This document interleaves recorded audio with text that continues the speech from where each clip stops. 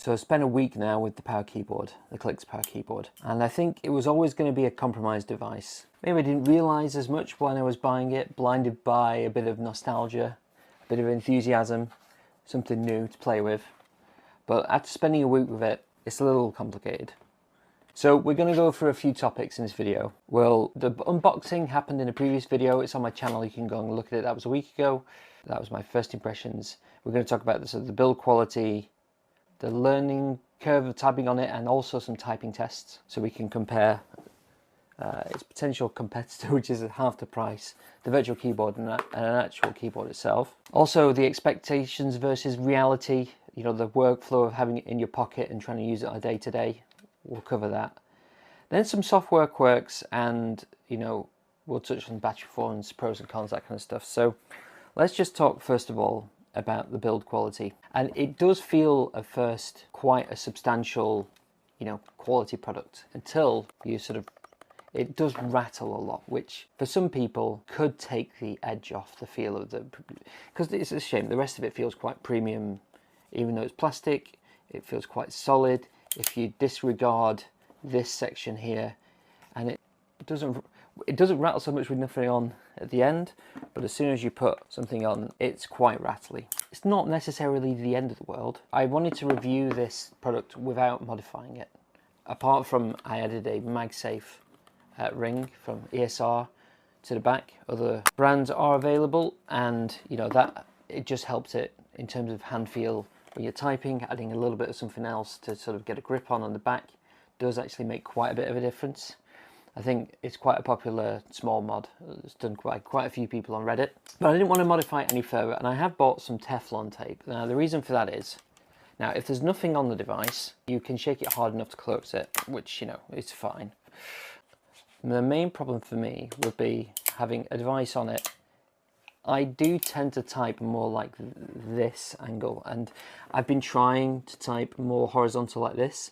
Doesn't feel supernatural to me. So, and what I more kind of prefer is actually, and it's interesting sort of philosophy, you know, Quirks have tried to make a product that works for multiple devices without having to have the Exknight M4, which is half the price, if actually almost a third of the price. But you need to potentially 3D print your own MagSafe adapter for different phones, and then you potentially buy rings. You know, that doesn't fit on there, and in fact it barely fits on my Fold 7 case. It's a bit awkward. So Quirks have tried to make a product which fits multiple phones, form factors, and the downside is they have a sliding mechanism, which on some units like mine and others, but potentially the tolerance is not, I don't know whether it's a tolerance thing or what. Without having access to multiple of them, it's hard to say. But it's definitely, we've seen people on Reddit who can do this with their phone and it doesn't slide down. So the potential fix, which you might not like if you want a product to just work out the box, is to add Teflon tape. We're not going to do that in this video. We'll look at it separately. As I said, I wanted to review it as is, not with, you need to buy something, spend $100 on something and then mod it. You know, it's not great, is it? So yeah, just to compare these devices a little bit. Well, we've done a little typing test, and I've got the results here, and we'll go through them. So I did 5 tests. I didn't video one of them. First, on a Keychron K1, as a bit of a benchmark. Obviously, this is just typing on a full, proper, normal keyboard. I've slowed down a bit from my peak, 59 words a minute. I used to be around 100 back in my youth.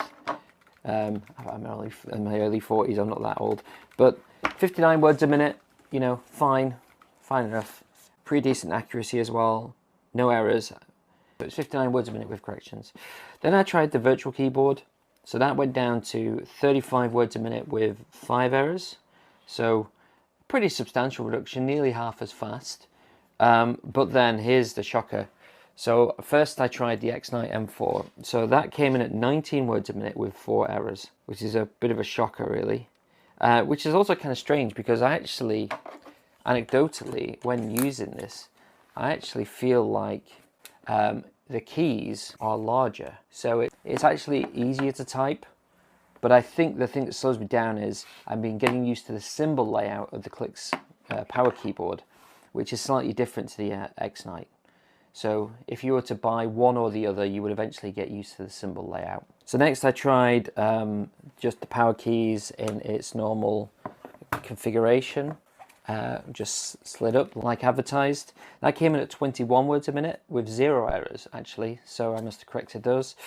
And then I thought, let's try it LG Wing style, because some people have been saying if you do it LG Wing style, it actually is easier to type on. So that was 22 words a minute, so slightly faster with 3 errors. So slightly less accuracy, slightly better. So LG Wing style is definitely faster. Now the last one, which I didn't film, I tried typing it with the power keyboard off the phone and just holding it in my hands.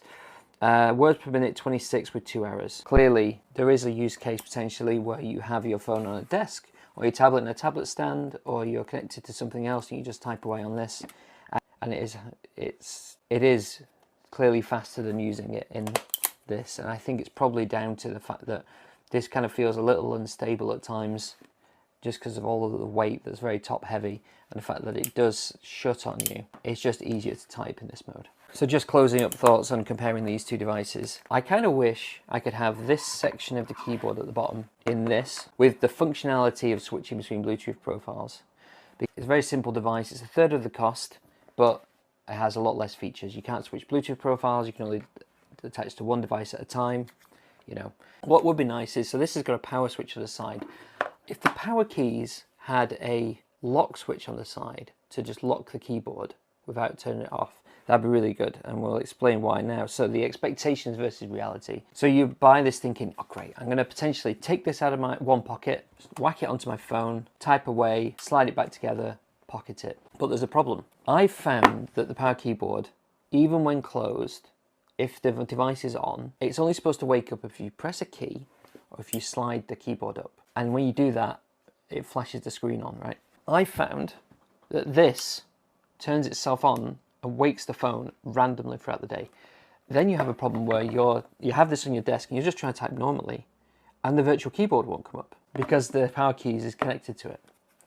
Also, if you have it in your pocket, if the keys get nudged, then it wakes the power keyboard and you're walking the dog trying to type one-handed, and you no longer have a virtual keyboard easily accessible. You have to press some extra buttons to get hold of it. And yeah, that to me is quite irritating. So if there was a lock button to lock it, that would be so good, because now the problem is, the real reality of using it is pull the power keyboard out of your pocket, hold the power button for 3 seconds, attach the phone to the device, type away.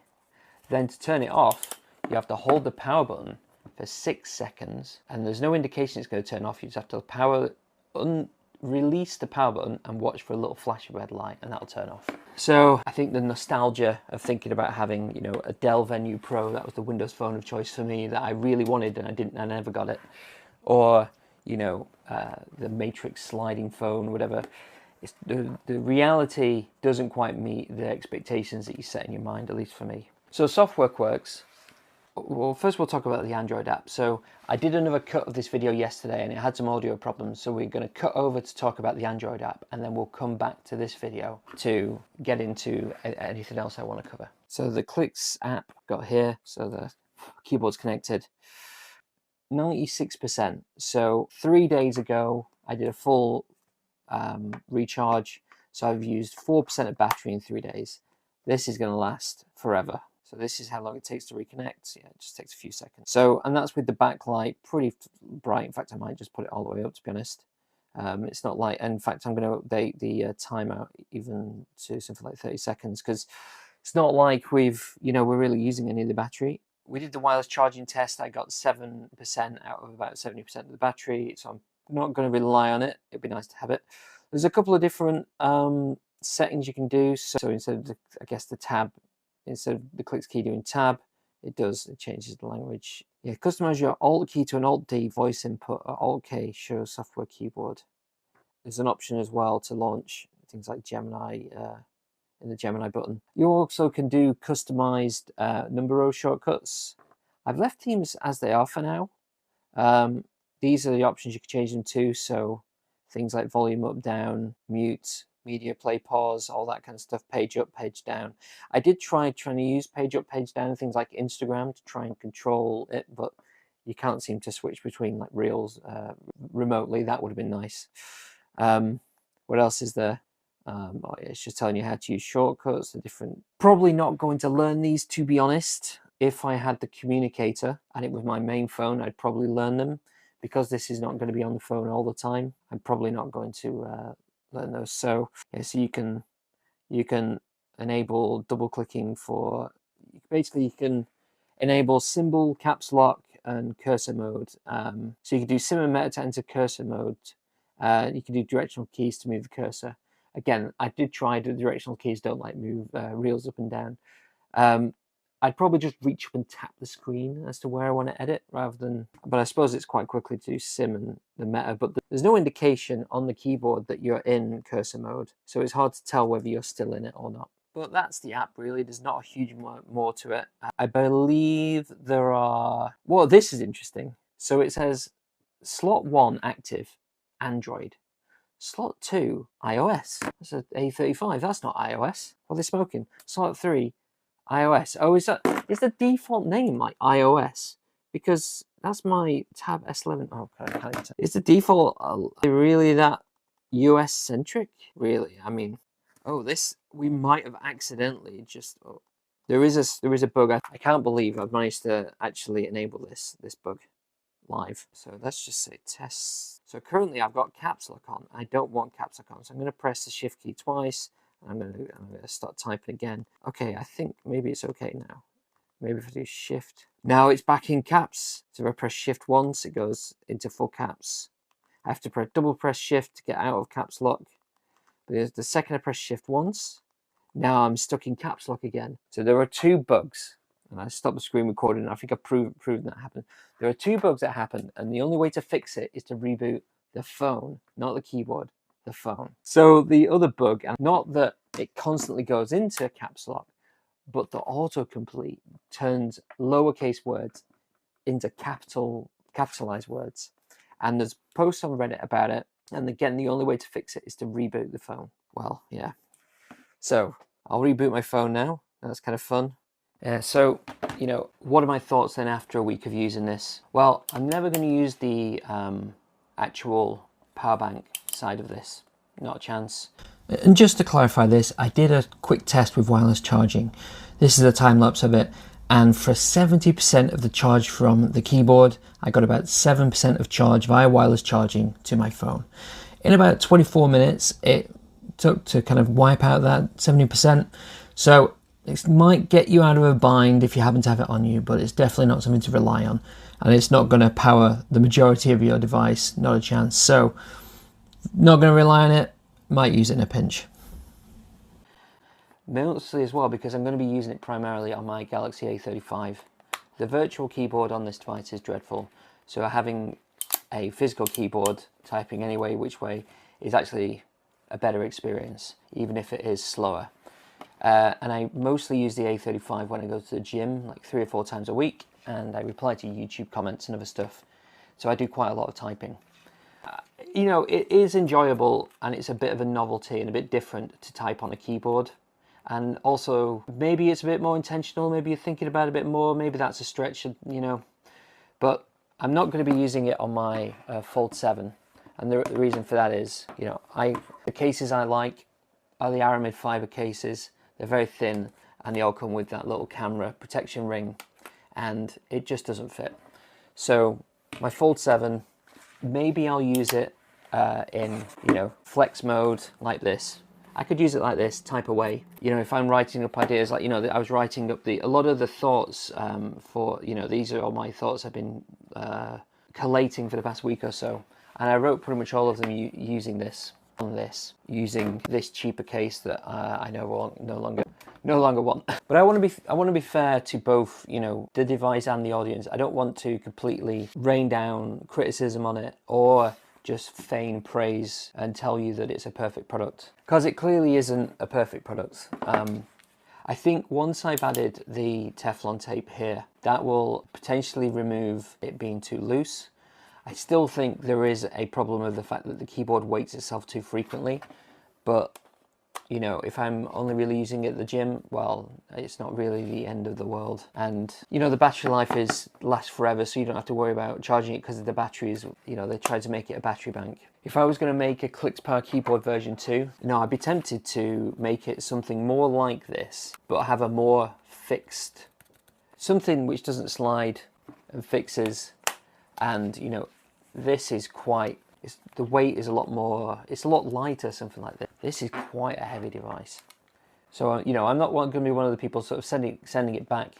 I don't hate the device. It is inconvenient. And the marketing, the nostalgia, all play a part in the kind of hype and the need to get a hold of this device. I'm still going to use it, absolutely. It'll take some getting used to typing on the keys. They are quite small. I make some pretty horrendous mistakes sometimes. Hopefully that weird software glitch with the caps lock will get fixed in time. Apparently there are other Clicks keyboards that have the same issue, so maybe not. So what do you think? Have I been fair? Have I maybe not given it as much grief? I think a lot of the time things can be quite polarized, and YouTube really rewards polarizing content.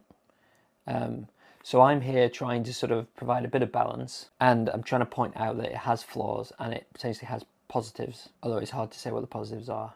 The positives are it's fun to use. Sometimes a gadget can just be a bit of fun. It doesn't have to be the most perfect thing in the world, it can just be fun. You know, is it inconvenient to have to unfold a phone? Well, not really actually, but you know, you can, I think YouTube rewards people just making all sorts of crazy statements, and there's a lot of that going around with like the Fold 8 and the Z Fold Ultra at the moment, which I'm going to maybe talk about this weekend. But let me know in the comments what you think about this device, whether you've got yours, what you think about my thoughts on it, whether you think I've been too lenient on it, whether you think I've been too harsh on it. And if you found this video interesting and useful, please hit the subscribe button. That helps out. We're nearing 500 subscribers at the moment, which has grown quite a lot more than I was expecting in recent months. But again, I appreciate your time watching this video. Thank you very much for watching. I'll see you in the next video. Cheers.